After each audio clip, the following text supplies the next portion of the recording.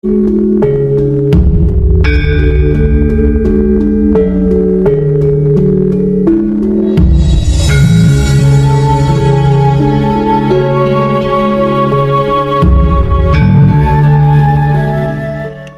dengan tema kita, saya bersama kru berada di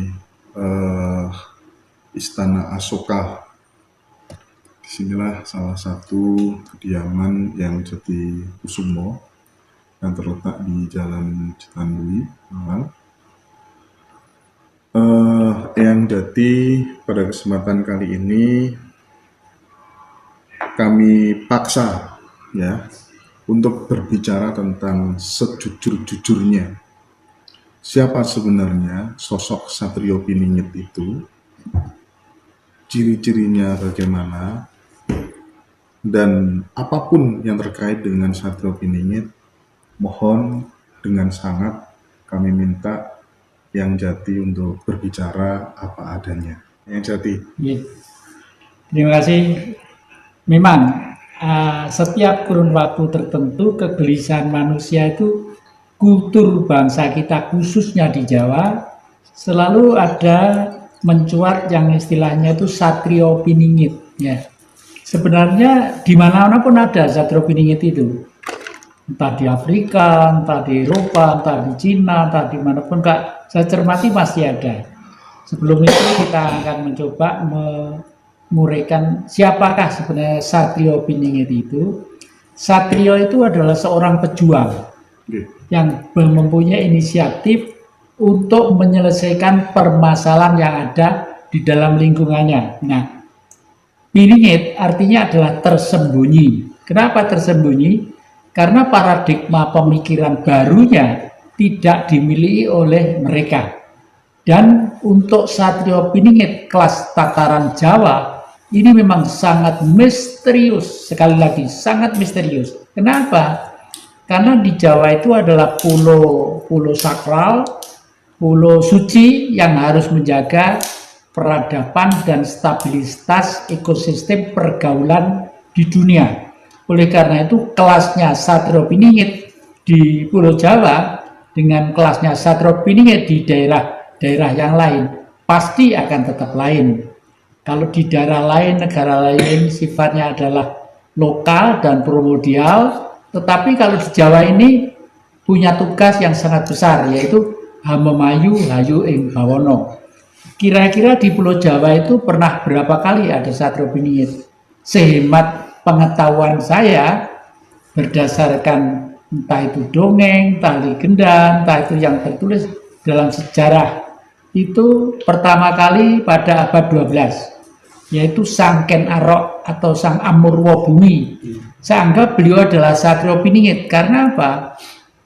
Karena hiruk pikuk abad 12 ini membuat bangsa Nusantara itu bangsa yang boleh dikata berhenti di tempat dan bahkan seperti bola ruwet di dalam air yang basah. Untuk mengurai menjadi rentangan benang atau bola itu sendiri harus memerlukan seseorang yang sabar, telaten, tapi berjiwa revolusioner. Inilah yang dimulai oleh Sang Amurwa Bumi atau Ken Arok. Sehingga Sang Amurwa Bumi itu mempunyai konsepsi yang menjadi visi dan misinya selesainya Nusantara ini. Lalu timbullah suatu negara besar yang dinamakan Majapahit. Nah, dari zaman abad 12 ada seorang tokoh yang tidak pernah ke permukaan.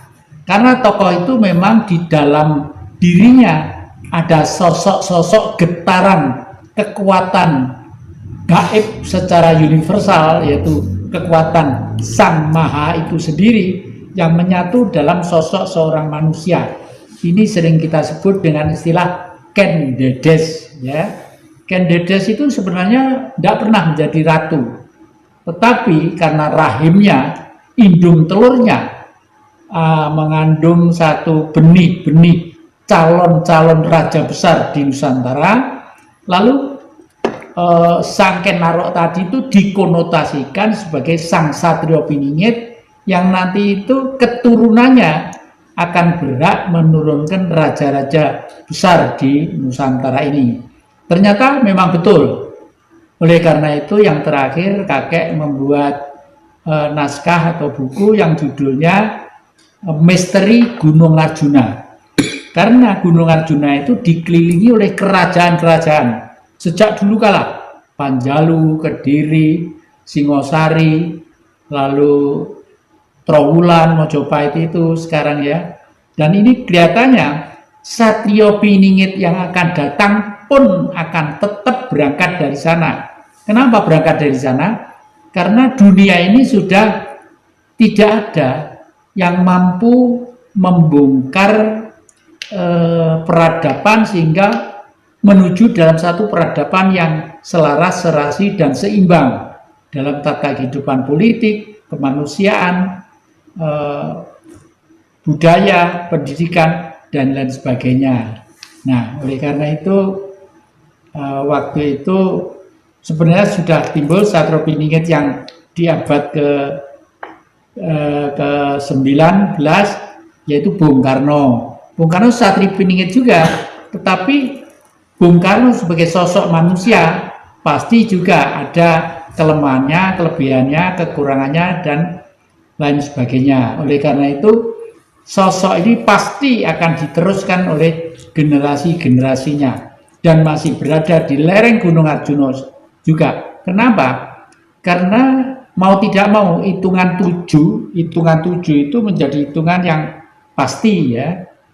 7 hari 7 bulan pitonan kalau orang Jawa, 7 tahun windu gantinya situasi peradaban, 70 tahun rata-rata umurnya orang, 700 tahun mau tidak mau harus ganti situasi politik yang baru, mau tidak mau ya. Misalnya tahun berapa ya, tahun 1900 sekian, kamera dengan tahun 2021 sudah barang tentu lain, fiturnya lain, digitnya lain ya, daya tangkapnya lain, pencerahnya lain, dan fasilitasnya juga akan lain. Ini adalah zaman. Nah, demikian juga Satrio Piningit yang baru nanti itu mungkin sudah tidak bertele-tele seperti era-era yang lalu. Karena apa? Era-era yang lalu itu manusia masih banyak dipengaruhi oleh lingkungan kehidupan budayanya, misalnya ya, dengan kitab-kitab suci yang bercorak ragam segalanya macam, dan setiap si kitab suci selalu mendambakan akan lahirnya manusia yang baru yang digendaki oleh lingkungan itu. Demikian juga tahun 2021 ini adalah sudah sangat baru. Tadi saya katakan eranya adalah era digitalisasi. Oleh karena itu, metode pembelajaran untuk memahami tentang Tuhan sudah harus secara rasional, ilmiah, dan bila perlu suatu saat akan diiyakan oleh setiap kelompok manusia. Satrio Piningit akan membawa ke sana, dan ini adalah dari lembah Gunung Arjuna. Dari lembah Gunung Arjuna, ya. Ini ada satu pertanyaan. Apakah Satrio Piningit nanti akan membawa aliran spiritual Tantrayana ya? Nah, ini saya tidak begitu memahami tentang Tantrayana, tapi mengingat itu adalah kultur Tantra yang dilakukan oleh manusia. Saya tidak mengatakan agama, yang dilakukan manusia pada waktu manusia masih akrab dengan alam. Saya yakin akan kembali ke sana. Karena sebenarnya akhir-akhir ini alam dengan manusia itu sudah agak menjauh karena manusianya sudah banyak mengeksploitasi tentang alam.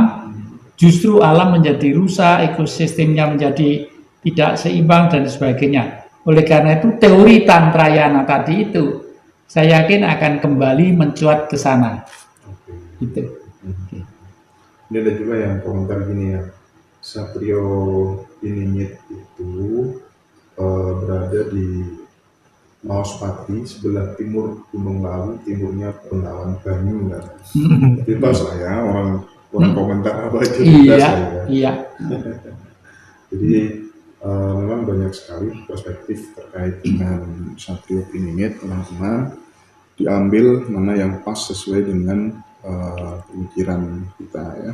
Nggih. Oke, ada ciri-ciri spesifik nggak yang jadi kira-kira karakter orangnya harus seperti apa gitu? Pertama, saya tadi itu berada di lembah pinggir sungai Iya. di sekitar Lawu ya. Oke, Ini saya setuju juga karena apa? gitu ya. Karena akhir-akhir Mas Pati ini Mas Pati ya, Oke. karena akhir-akhir ini di timur sana, di Timur Tengah ya, Iya. ada gegeran dari Palestina ya, Palestina dengan suku-suku yang ada lainnya. Di sana di daerah sana menyebut orang suci adalah suku Lewi. Lewi, Lawu, apa bedanya ya? Lewi, Lawu. Tadi diutarakan dengan bahasa Jawa ini jelas. Lo itu lembut ya, hablur lembut, artinya luhur suci.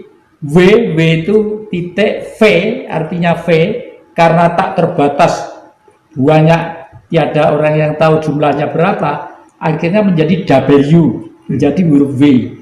Jadi huruf W itu sebenarnya adalah tidak terbatasnya spirit dari manusia yang selalu menyatu dengan kekuatan makrokosmos, dengan kekuatan dunia besar. Nah, makanya disebut suku Lewi. Iya. Nah, Lewi itu di Palestina sana disebut Jehovah atau Jawa.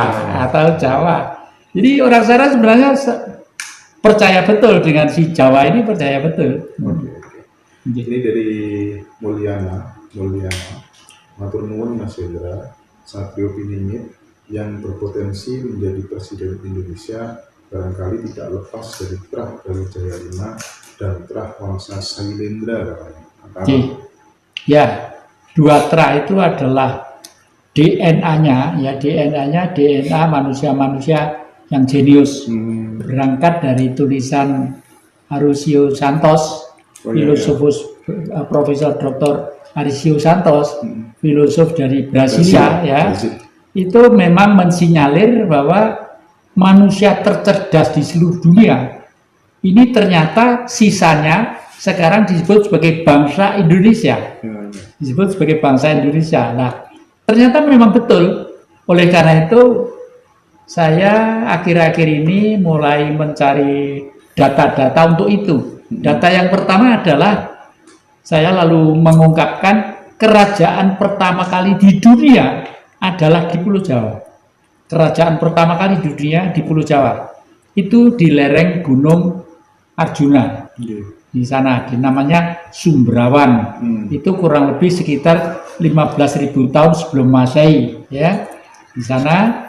Lalu dan peninggalan pintu gerbangnya masih ada di Singosari yang disebut Dwara Polo. Dua itu dua, Polo itu adalah suatu wujud di mana kelembutan hati dan keperkasaan dari Trah Lemuria tadi itu digambarkan sebagai patung batu yang gede, kira-kira sekitar 3 meter itu.